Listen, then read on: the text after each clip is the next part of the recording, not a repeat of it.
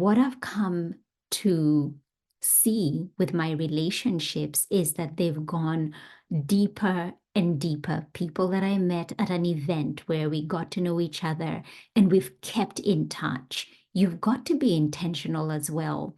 Sometimes we wait for people to come say hi to us and come and build that friendship, that relationship. You've got to be so intentional, and especially as a woman of color. Things will not be handed to you. We are represented. We are represented. We are represented. Welcome to Represented, the podcast. I'm Aniki Shuru, racial equity coach for online business owners who want to be intentionally inclusive by building a business that is racially equitable. I created this podcast to normalize a conversation around racial inclusion so that fear is no longer the barrier that gets in the way of doing this work. This isn't about perfection, it's about progress.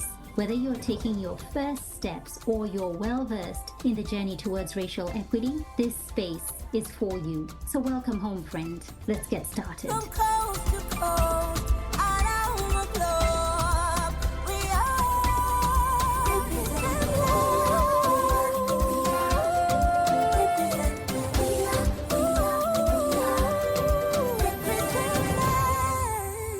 Where are you from?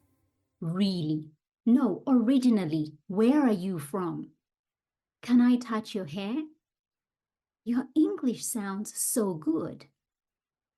Nah, I don't see color. Those statements I've shared are just some of the daily microaggressions that people of color face on a regular basis when they occupy white spaces.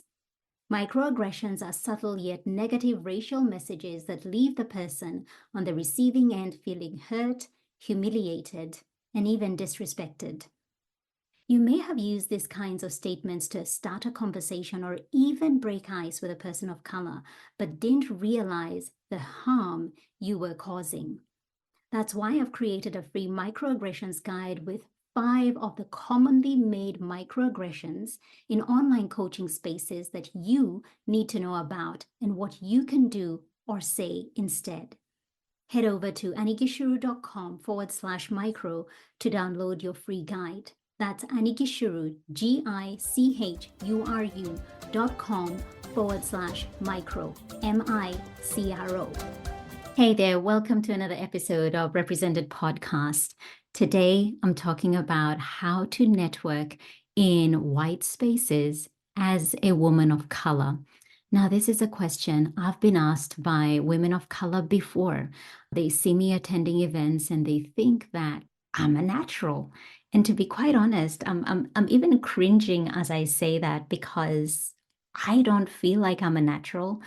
I believe that networking and going to the events that I have gone to, primarily where I've been the only person of color or a handful of other women of color, it's come with experience. It's come with putting myself out there over and over and over to get to the place where it looks natural. And so I take that as a compliment. But a lot of times when you look at pictures and you see reels on social media and videos, they don't tell the full story. Those are just highlight reels, and there's a lot that happens behind the scenes that doesn't always get shared or recorded. And so I wanted to take this opportunity, this podcast episode, to share with you how to network in white spaces as a woman of color.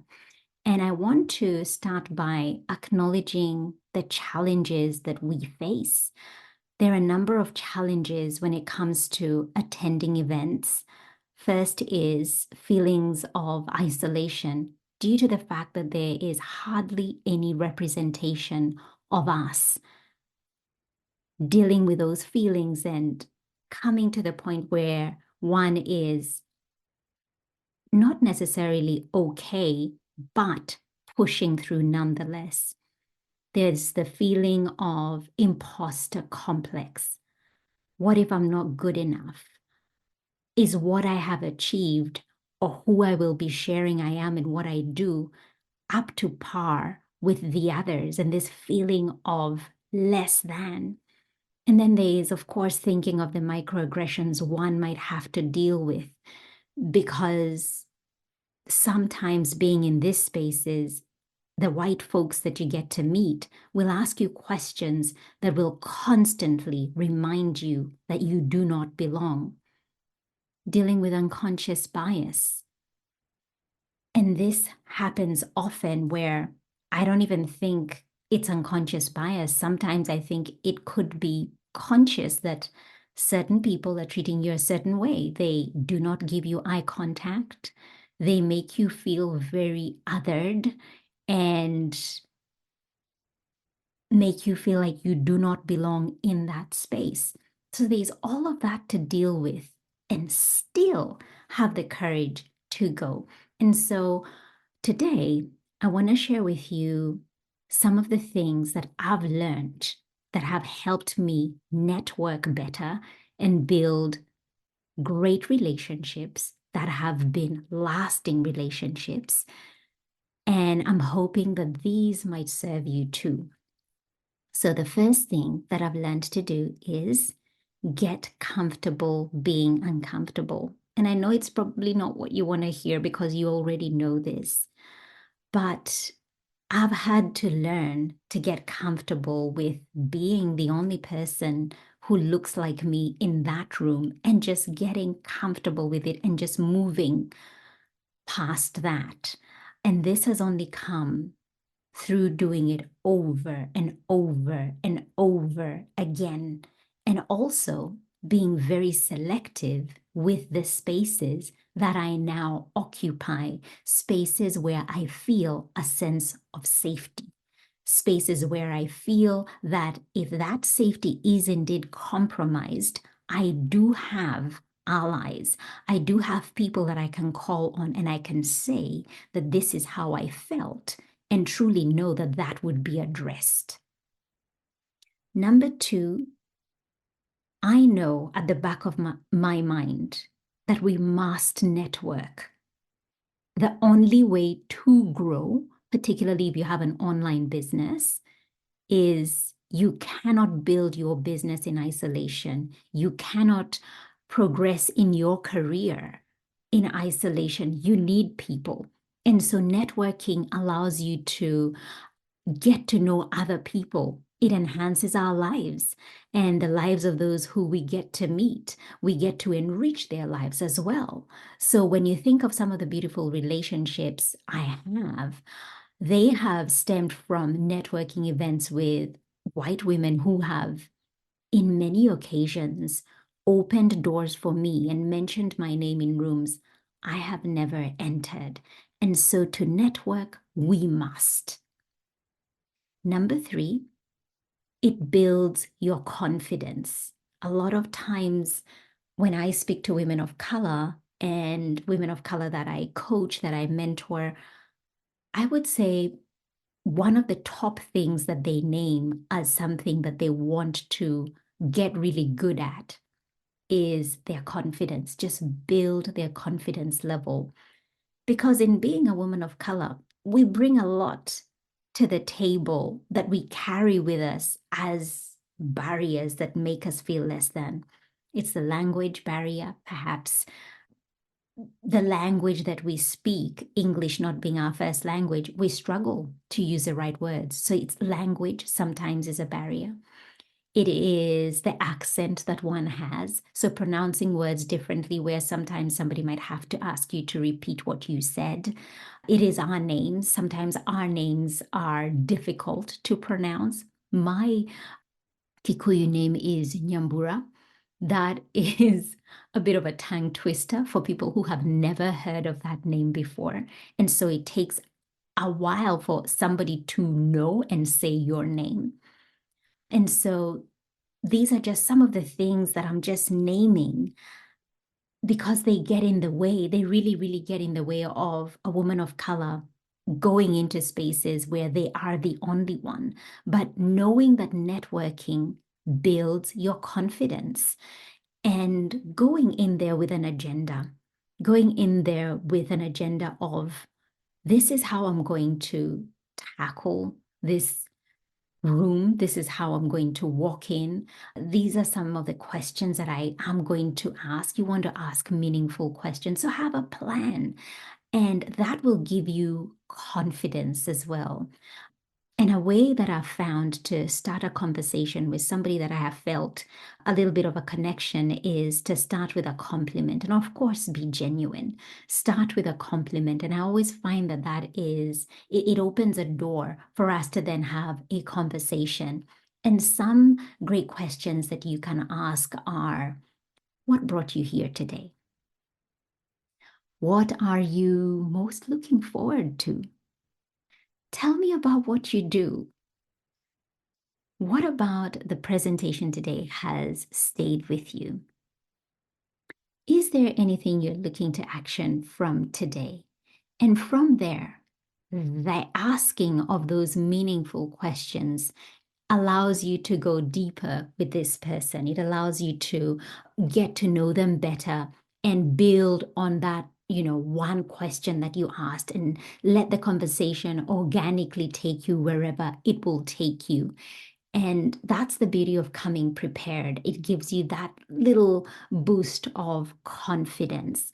One other thing I like to do, particularly if it's a space that I am going into where I may know some of the people, maybe I haven't met them in person. These are people that I possibly interact with on social media.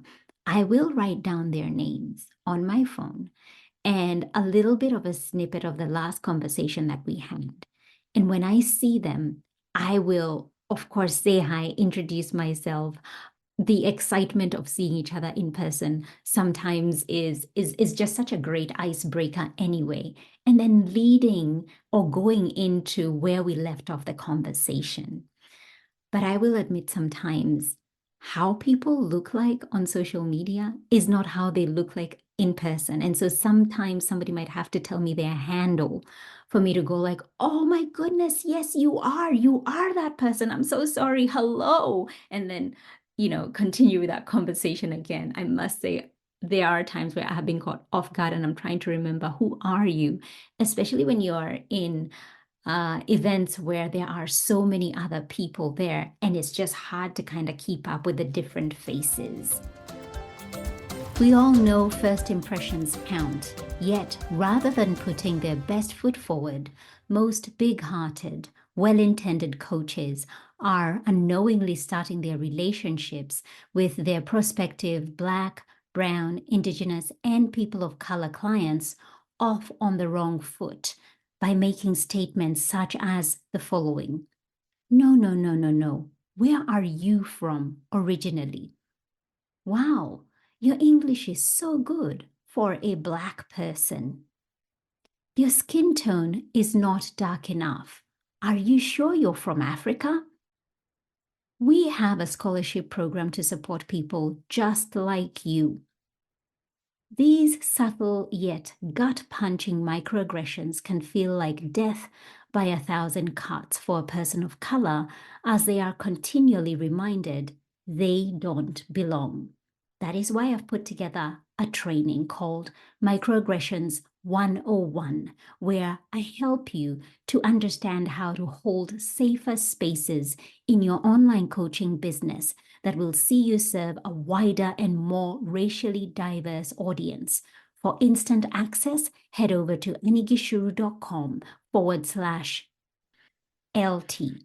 That's anigishuru.com, GICHURU.com/LT. The LT is for live training, and you can find this link in the show notes.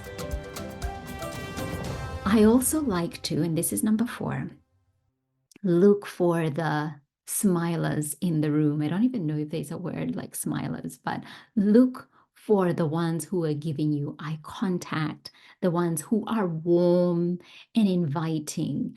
As an introvert, I really struggle with small talk. So anything to do with the weather, the time, and just conversations that don't take us deep, I really, really struggle to stay engaged. And so when I find someone who is an introvert like me or likes to go deep, I find that we end up talking for ages. And a lot of the times I forget to then go around the room and meet other people, introduce myself, and get to know them. But that going around the room and introducing yourself, it takes time. It takes putting yourself out there. And going back to when I said we must network, it's how you grow your not only confidence, but grow your relationships and expand the people that you know. We must do that. And so take the time and even perhaps tell yourself, when I go for this networking event, I want to walk the room. I want to meet as many people as possible, but not just for the sake of meeting and ticking a box and saying I met 10 people, but genuinely meeting those people, getting to know them, and forming a relationship. Which brings me to number 5. Aim to build relationships. Get their contact details, especially if it's somebody who you're really, really interested in what they do and you find that your values are so aligned. Get their contact details and ask them if you can get in touch with them. Take selfies together so that that can be one of the ways that you can break ice when you get in touch with them and say, hey, reminiscing from, the event that we attended. Here's one of the photos that I took of us. It was so lovely to meet you. And the conversation just kind of grows from there. And what I've come to see with my relationships is that they've gone deeper and deeper. People that I met at an event where we got to know each other and we've kept in touch. You've got to be intentional as well. Sometimes we wait for people to come say hi to us and come and build that friendship, that relationship. You've got to be so intentional, and especially as a woman of color. Things will not be handed to you. You will not always be in situations where there's somebody opening a door for you. There's somebody mentioning your name and saying, hey, this is Annie. You should know her. This is what she does. A lot of the times, you have got to be the one opening that door for yourself.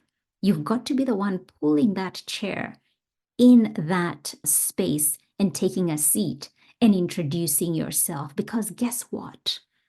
Nobody is coming to rescue us. We are the ones we've been waiting for. I don't know who said that quote, but I know Barack Obama has said it in one of his speeches, and I have had it said over and over again that nobody's coming to save us. We are the ones we are waiting for. And I find that so appropriate here and now to say this to you as you're listening to this. We are the ones we've been waiting for. So don't wait and potentially that event come to an end and you look back and go like, oh, I really wanted to talk to that person. I didn't get a chance to talk to that person. And I feel like that was such a missed opportunity. Reach out. Take the opportunity that you have in that moment. Embrace it. Seize the moment. So aim to build relationships and let it go. Let it organically build to something where trust is developed. The know-like factor is developed. And you just never know what that leads to. For me, it has led to finding coaches, mentors, really, really good friends. And it's also led to those friendships turning into clients who have supported on their racial equity journey. And so aim to build relationships, and the core being that you want to get to know each other, nothing else, and no strings attached. You're just wanting to get to know each other by virtue of the fact that you share values that are aligned. There's something about that person that you're attracted to, that they're doing, either they're doing business really well, they're doing what they do well, they speak about certain things well, and you just want to have them in your corner. You want to have them in your friendship network. Number 6, and I feel like this is a word that's been so overused, but I find it so appropriate to use in this moment. embrace your authenticity. I feel like authenticity has been used over and over and over, and sometimes it feels so not genuine. Saying be authentic, it just feels like, oh, here we go again. But that is our superpower. When you embrace the fact that you're a woman of color and you bring that to the white spaces that you're occupying, you bring your accent, you bring your beautiful attire from where you come from. You're wearing a kitenge, that's what we call them where in Kenya, where I'm from. And I remember growing up, the thought of wearing a kitenge was like not a thing. Like, do not put me in a kitenge. It wasn't even offered to me because it just felt so traditional and so not hip. And now, when I go back home, there is just such the vibe has changed significantly since the 80s when I was a little kid. Right now, the vibe is very much embracing who we are, embracing our blackness, and wanting to wear things that are locally made, our prints, and wearing them with pride. So embrace your authenticity. Bring that traditional attire that you have in your wardrobe, dust it off, wear it with pride. And a lot of times, I will say this, a lot of times when it comes to embracing your authenticity, it's the very thing that probably makes you stand out, potentially in a way that you do not want to stand out, that might make you a target to be excluded, to be treated in a way that is not inclusive. And so a lot of times you will find people of color will want to blend in as a way of wanting to belong. So not wearing those brightly colored prints, not wearing our hair naturally and having our big afros and our curly hair because we stand out. And when we stand out, it can be something that is very dysregulating for our nervous system. It's something that can make us feel like we might be a target in a negative way. And so, as you build your confidence muscle, embrace your authenticity. Bring that which is different about you to these spaces. And that becomes your superpower. When you embrace your authenticity, you're really bringing your best self into this space. And so, dress well, smell good, get your hair done. Because when you feel good about yourself, it becomes your armor. You're wearing this kind of protection around you that says, this is who I am, and I am so proud of it. And it just gives you a confidence boost that allows you to get comfortable being uncomfortable. And so, I'd love to recap how to network in white spaces as a woman of color. Number one, get comfortable being uncomfortable. Number two, realize that in order to grow, we must network. And so get on out there. Number three, it builds your confidence when you continually put yourself out there. It builds your confidence, and come prepared with meaningful, powerful questions to ask so that you don't feel like you're stuck and you're staring at your phone all night or, for the duration of that event, trying to avoid having conversations. Come prepared. Number four, look for the smilers in the room. I guarantee you they're there. Look for the ones who are giving you eye contact and the warm ones. Number five, aim to build relationships. Don't just get into an event and leave. Get their contact details, particularly people who you felt in so much alignment with. Get their details. And number 6, embrace your authenticity because it is your superpower. We are represented. We are represented.